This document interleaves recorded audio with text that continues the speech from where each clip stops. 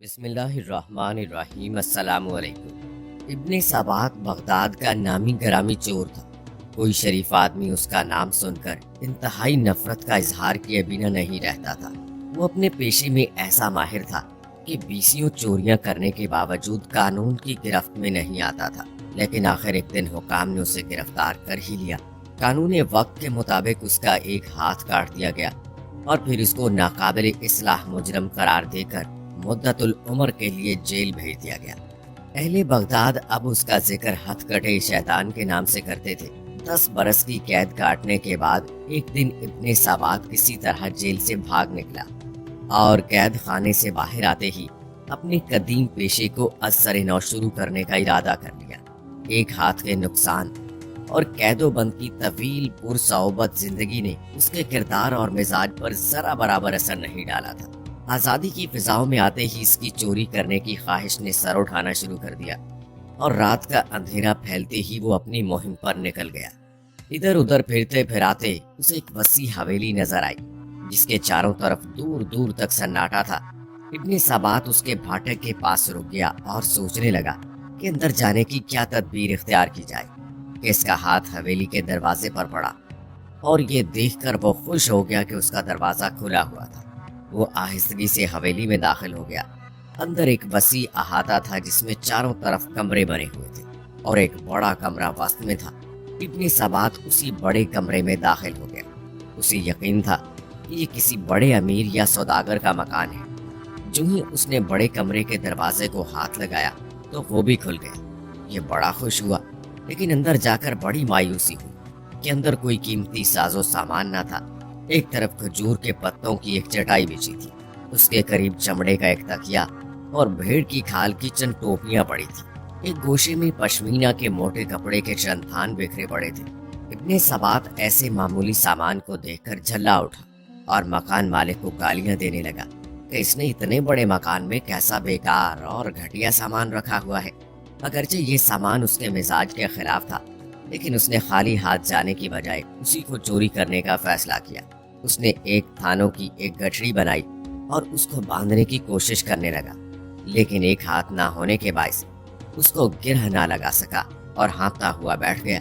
عین اسی وقت دروازہ کھلا، ایک شخص چراغ لیے کمرے میں داخل ہوا۔ ابن سبات کا خوف سے برا حال تھا اور اس کے جسم پر لرزہ طاری ہو گیا۔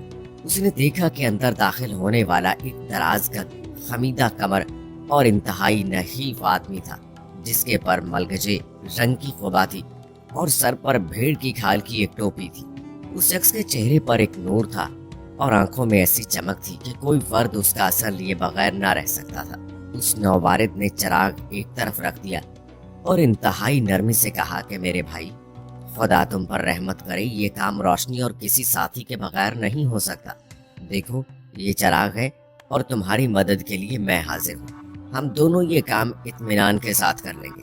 ابھی ابن سبات اپنے حواسوں پر قابو پانے کی کوشش کر رہا تھا کہ یہ کیا معاملہ ہے۔ اتنے میں اجنبی نے تھانوں کو 2 حصوں میں تقسیم کر دیا اور پھر ان کی 2 الگ الگ گٹھڑیاں بنائی۔ اچانک اسے کچھ خیال آیا اور اس نے ابن سبات کو مخاطب کر کے کہا، میرے بھائی، معاف کرنا، مجھے خیال ہی نہیں رہا کہ ایسا تھکا دینے والا کام کر کے تمہیں بھوک لگ رہی ہوگی۔ میں ابھی تمہارے لیے دودھ گرم کر کے لاتا ہوں، اسے پی کر تم تازہ دم ہو جاؤ گے۔ یہ کہہ کر اجنبی باہر نکل گیا۔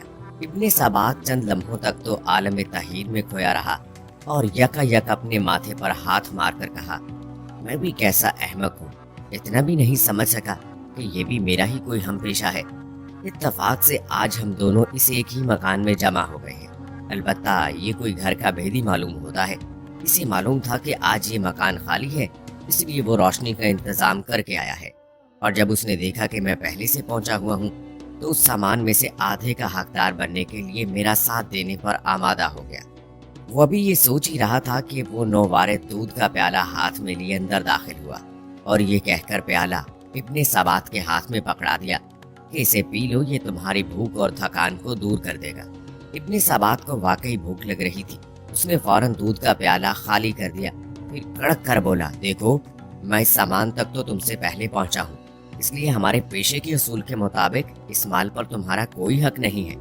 تاہم تم نے مال سمیٹنے میں جس مستعدی کا ثبوت دیا ہے، اس کے پیش نظر میں تمہیں تھوڑا بہت مال دے دوں گا۔ چلو اب گٹھڑیاں اٹھائیں اور چلیں۔ ابن سبات کی اس بات پر اجنبی مسکرایا اور پھر شفقت سے بولا، میرے بھائی، تم میرے حصے کا خیال کر کے اپنا دل کیوں مہنگا کرتے ہو؟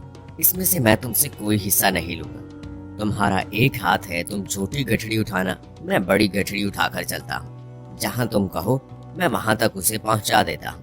ابن سبات نے کہا، بس ٹھیک ہے، تمہیں مجھ سے بہتر سردار سارے ملک میں نہیں مل سکتا۔ میں یہ چھوٹی گٹھڑی اٹھا لیتا ہوں، تم بڑی گٹھڑی اٹھا کر میرے آگے چلو۔ اس نخیف الجثہ اجنبی نے پورا زور لگا کر ایک بڑی گٹھڑی اپنی کمر پر لاد لی۔ اس کی خمیدہ کمر گٹھڑی کے بوجھ سے اور بھی خمیدہ ہو گئی اور وہ آہستہ آہستہ قدم اٹھاتا ابن سبات کے آگے چل پڑا۔ لیکن ابن سبات کو بہت جلدی تھی، کیونکہ رات بڑی تیزی سے ختم ہو رہی تھی۔ وہ بار بار اس اجنبی کو ٹھوکر مار کر کہتا کہ تیز چلو۔ اجنبی کئی بار لڑکھڑا گیا لیکن پھر اٹھ گیا اور ہانپتا کانپتا پھر تیز تیز قدم اٹھانے لگا۔ ایک جگہ چڑھائی کی وجہ سے سخت مشکل پیش آئی اور وہ بے اختیار گر پڑا۔ ابن سبات نے اس پر گالیوں کی بوچھاڑ کر دی اور پھر اس کی کمر پر ایک زوردار لات جما دی۔ اجنبی جوں توں کھڑا ہوا اور ابن سبات سے معذرت کرنے لگا۔ ابن سبات نے گٹھڑی پھر اس کی کمر پر رکھ دی اور دونوں چلتے چلتے دور ایک پرانے کھنڈر میں پہنچے۔ یہاں ابن سبات کی پناہ گاہ تھی۔ وہ اپنی گٹھڑی باہر رکھ کر دیوار پر سے اندر کود گیا اور اجنبی نے دونوں گٹھڑیاں باہر سے اندر پھینک دی۔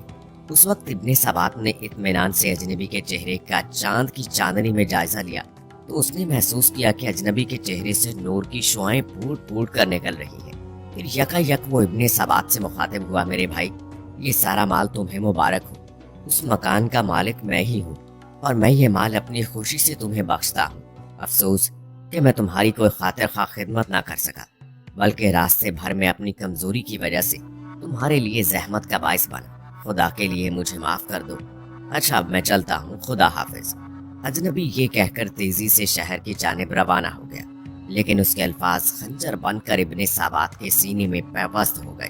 سیاہکاری کے اس پتلے کے دل و دماغ کو اجنبی کے اس محیر العقل حسن سلوک نے جھنجھوڑ کر رکھ دیا۔ وہ سوچ رہا تھا کہ میں نے اسے کیا سمجھا اور سلوک کیا، اور اس نے میرے ساتھ کیا سلوک کیا۔ یہ سوچتے سوچتے اس کا دماغ معاف ہو گیا۔ ضمیر کی خلش نے اسے بے چین کر دیا، اس لیے سویرا ہوتے ہی وہ اجنبی کی تلاش میں نکل کھڑا ہوا۔ اب اس کے دل میں کوئی خوف نہیں تھا، بس یہی آرزو تھی کہ اس اجنبی کے قدموں میں اپنا سر رکھ دے۔ رات والے مکان کو ڈھونڈنے میں اسے کوئی دقت نہ ہوئی۔ اس نے مکان کے باہر کھڑے ہوئے ایک فرد سے پوچھا کہ یہ مکان کس تاجر کا ہے؟ اس شخص نے حیرت سے اس کی طرف دیکھا اور کہا، تم شاید اجنبی معلوم ہوتے ہو، یہاں کسی تاجر کا کیا کام؟ یہ تو جناب کا مکان ہے۔ ابن سبات نے ان کا نام تو سن رکھا تھا، لیکن ان کا شکل آشنا نہ تھا۔ اس نے اندر داخل ہو کر دیکھا کہ دروازے کے سامنے بڑے والے کمرے میں وہی رات والا اجنبی بیٹھا تھا اور اس کے سامنے کوئی 30-40 افراد مؤدبانہ انداز میں بیٹھے ہیں۔ ابن سبات جھٹک کر رہ گیا۔ اتنے میں مسجد سے اذان کی آواز آئی۔ لوگ اٹھ کھڑے ہوئے۔ جب وہ سب چلے گئے تو وہ اجنبی بھی اٹھا۔ جو ہی اس اجنبی نے دروازے سے باہر قدم رکھا، ابن سبات روتا ہوا اس کے قدموں پر گر گیا۔ انفال کے آنسوؤں نے اس کے دل کی ساری سیاہی دھو ڈالی تھی۔ اجنبی نے محبت اور شفقت سے اسے زمین سے اٹھایا اور گلے لگایا۔ ابن سبات کی دنیا اب بدل چکی تھی۔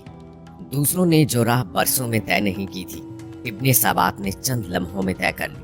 وہ اس اجنبی کے حلقہ ارادت میں شامل ہو گیا اور ان کے فیض سے ہاتھ کٹے شیطان کی بجائے شیخ احمد سبات بن گیا اور اہل اللہ میں اس کا شمار ہوا۔